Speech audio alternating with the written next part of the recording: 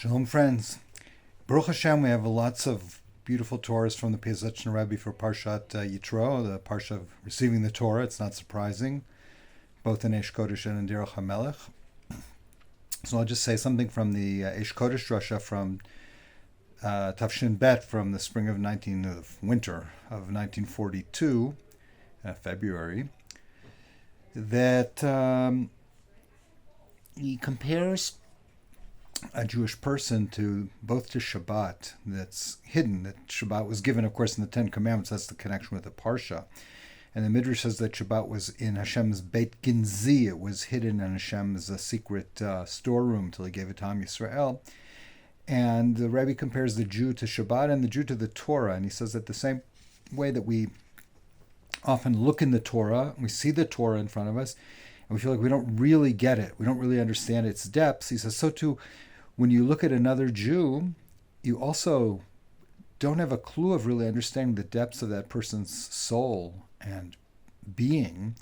And he says most of us, most of the time, don't even understand ourselves. We really don't even get it, how holy we are, and we can't see it.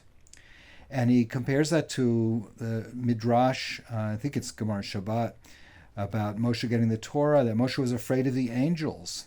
And he says, Moshe didn't understand that he was way, way above the angels. And this is the Kabbalistic view that we see from the Maharal and in Chassidut, and not like the Rambam, that Jewish people are greater than angels. People are greater than angels. People have free will. People, whatever they do really matters. The angels are just, going through the motion, so to speak.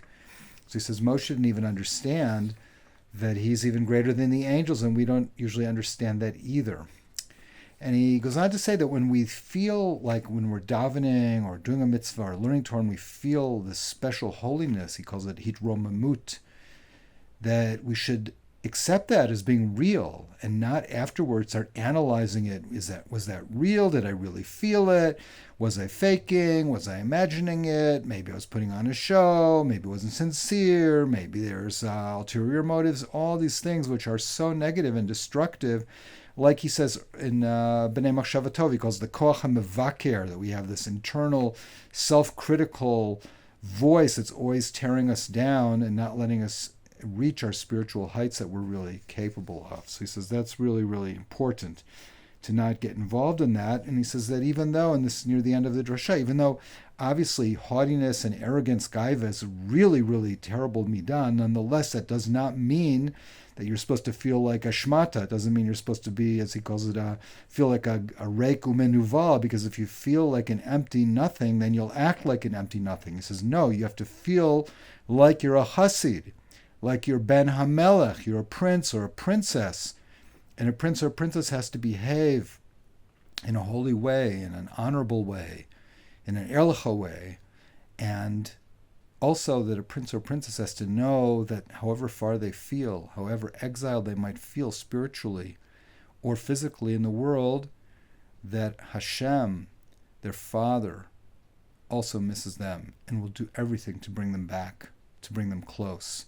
So we should always be hopeful, always remember that we're Hasidim and we're the children of the Lord, and that Hashem loves us, and Hashem will always be there to take care of us. And even when we feel distant, as Rabbi Nachman teaches us all the time, even when we feel the most distant, that's when we can be the most close, if we just switch in our heads and remember that Hashem, our parent, loves us, each and every one of us, very dearly, and we should find the right balance to have healthy self-esteem without gaiva, without arrogance, and to remember our holy level and our holy source, and always be moving in the right direction to actualizing it, to getting closer and closer. Shabbat Shalom, good tidings to everyone.